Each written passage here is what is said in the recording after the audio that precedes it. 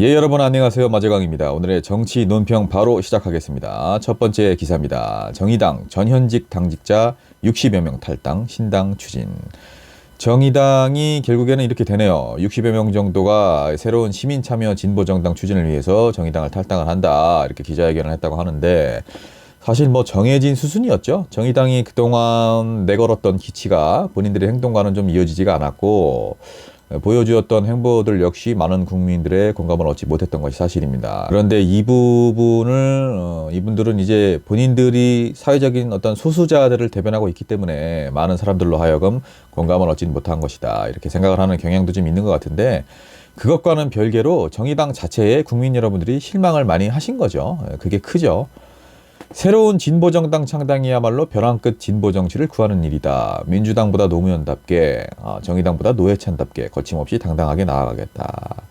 정의당 안에서의 개혁, 신당 창당을 주장하는 류호정, 장혜영 뭐 이런 분들 정치 그룹을 좀 만들었죠. 세 번째 권력이라는 정치 그룹을 만들었는데 이 세 번째 권력과는 좀 명백한 선을 그었다. 라는 거죠. 근데 정의당 내에서 하건 밖에서 하건 간에 이분들이 착각을 하시는 게 거대 양당 구도로 흘러가고 있는 것에 대한 그런 패단, 저도 공감을 충분히 하는 바이고 다양한 정당이 건전한 토론과 상생 그리고 상호 견제 이런 것들을 통해서 우리 사회를 더 건강하게 만드는 것, 그것이야말로 이제 민주주의의 가치를 지키는 것 중에 하나다라는 것, 저도 그것에는 공감을 하지만 이분들이 자꾸 뭐 양자택일을 강요한다. 우리 사회가 이렇게 얘기를 하는데 그거는 정의당이 그동안 제3지대로서 역할을 못했기 때문이지 누가 강요를 해서 이렇게 된 게 아니에요. 정의당이. 정의당이 그동안 정책적으로건 대의로건 매력이 없는 거예요. 굳이 유권자들이 이분들을 선택할 이유가 없는 거예요. 이걸 냉정하게 빨리 깨달아야 됩니다. 누가 강요해서가 아니에요. 양자택일을 누가 강요를 했습니까?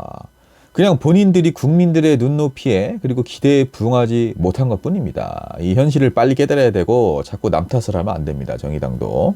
아무쪼록 이렇게 지금 60여 명 정도가 정의당을 탈당을 해서 새롭게 창당을 하겠다라는 건데 정치판에 새로운 활력을 불어넣을 수도 있겠지만 큰 기대는 안 하고 있다는 거 다들 공감을 하실 거라고 생각을 합니다.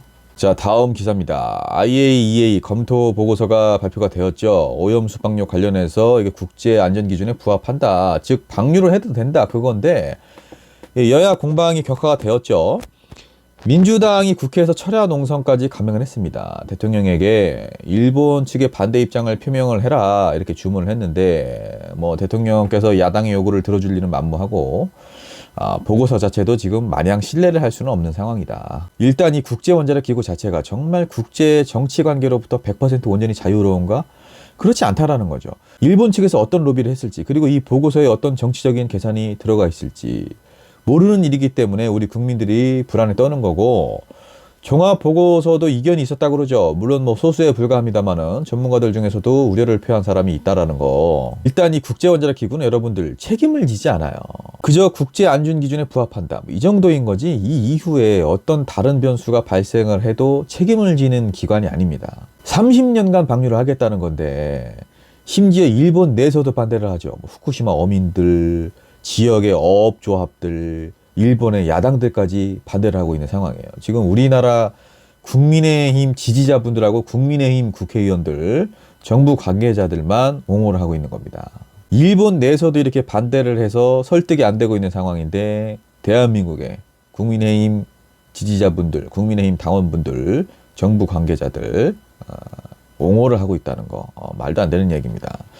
국민의힘에서는 이게 과학적으로 증명이 되었으니까 무조건 믿으라고는 말 안 하겠다. 이렇게 말을 하면서 보고서를 안 믿으면 신자 확인을 하고서도 99%가 신자라고 나왔는데도 내 자식이 아니라고 우기는 것과 같다. 말이 앞뒤가 다르죠? 굉장히 모순적인 행동을 보이고 있죠. 이 보고서가 나오자마자 이때다 싶어서 오염수를 옹호를 하고 있고 오염수 관련돼서 의혹을 제기하는 쪽을 오히려 괴담이다, 음모다, 선동이다 이렇게 지금 몰아붙이고 있죠. 사실상 오염수 방류를 국민의힘과 정부는 지금 옹호를 하고 있는 상황이고 우리 국민들 속만 정말 까맣게 타들어갑니다. 특히나 어민분들 얼마나 지금 속이 상하고 발을 동동 구르시겠습니까? 이 보고서 한 장에 우리 대한민국 국민들의 안전을 담보를 할 수가 없다는 거 우리 모두 명심해야 될 것입니다.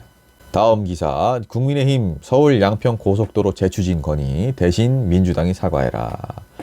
서울 양평 고속국도 종점이 갑자기 김건희 여사 일가의 땅이 수천 평이 있는 강성면으로 변경이 된 건 맞지 않습니까?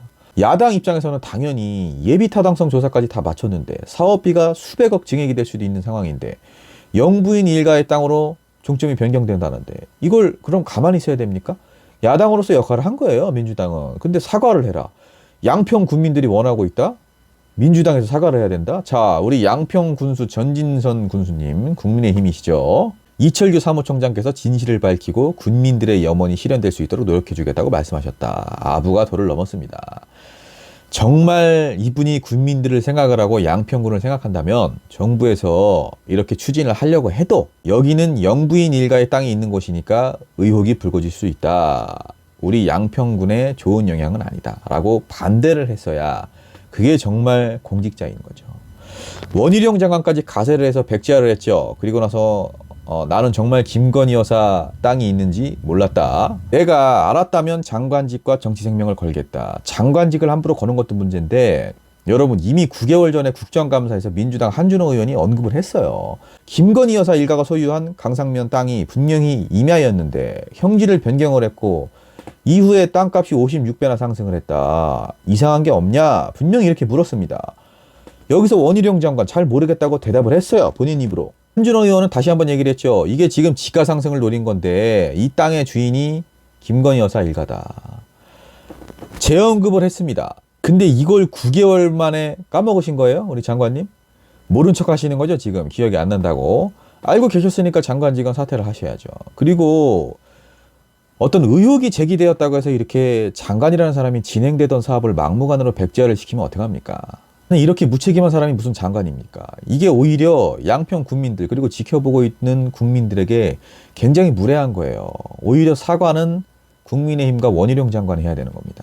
자, 마지막 기사입니다. 유인촌 전 장관 돌아오죠. 이동관 특보에 이어서 유인촌 전 장관까지 대통령 문화체육특별보좌관에 임명이 됐죠. 뭐 특보 이렇게 얘기를 하시는데 보수는 없지만 활동비는 있고 사무실도 있고 보좌관도 지원되고 장관급이에요. 그러니까 결국에는 국민 세금이 잔뜩 들어가는 거 아닙니까? 두 사람 다 MB 계열이죠. 이명박 대통령 라인인데 지금 우리가 현 시대에 윤핵관이 있다면 이명박 대통령 시절에는 이핵관 아닙니까? 이동관 씨 같은 경우에는 주로 뭐 언론 홍보 이쪽 관련해서 이제 업무를 많이 하셨는데 홍보 수석이셨죠. 언론을 탄압하고 통제하고 사찰하고 인사까지 개입을 했던 인물이고 뭐 정말 셀 수도 없습니다. 이 위안부 관련해서도 시끄럽다. 언제까지 가야 되냐. 과감하게 정리하자. 윤석열 대통령이 보여주고 있는 일본에 대한 태도 거의 같다고 보시면 되죠. 유인촌 전 장관도 만만치 않습니다. 이분 뭐 잘 아시죠? 기자들에게 이제 국감장에서 사진 찍지 말라고 욕설하셨죠. 뭐 방송에 다 찍히는데도 이렇게 할 정도인데 평소에는 정말 어떻겠습니까? 많아요. 막말하고 뭐 반말하고 이렇게 하신 게 1인 시위하는 학생한테 공부 안 하고 뭐하러 고생하냐. 공부해라 이렇게 빈정대셨고 오페라 폐지 반대하는 단원들한테도 나랑 대화할 생각 없어 이렇게 반말하셨고 이명박 대통령 라인들을 자꾸 임명을 한다고 해서 윤석열 대통령의 출신 성분이랄까요? 사실 정말 보수 쪽과는 관련도 없던 사람이지 않습니까? 그런 사람이 이제 뜬금없이 대통령이 돼서 보수의 가치를 주장하려고 하니 이게 스스로도 좀 부끄러울 것이고 어떤 보수 대통령으로서의 정통성이 좀 확보가 되겠느냐. 근데 이명박 대통령 시절에 이런 잔재와 다름없는 사람들을 임명을 한다고 해서 본인이 정말 정통 보수의 계승자가 됩니까? 진정한 보수, 합리적인 보수, 대통령의 모습을 보여주면 국민들이 알아서 퇴임하시고 난 후에 보수의 적자, 진정한 보수 대통령이다. 알아서 추켜 세워줍니다. 지금 이렇게 본인이 발굴을 하고 본인과 뜻이 맞는 동지들을 물색을 하고 설득을 해서 중용을 해도 모자랄 판에 지난 정권에서 한 자리씩 했던 사람들 챙겨주듯이 이렇게 자꾸 요직에 앉혀버리면은 이런 것들이 다 적폐예요.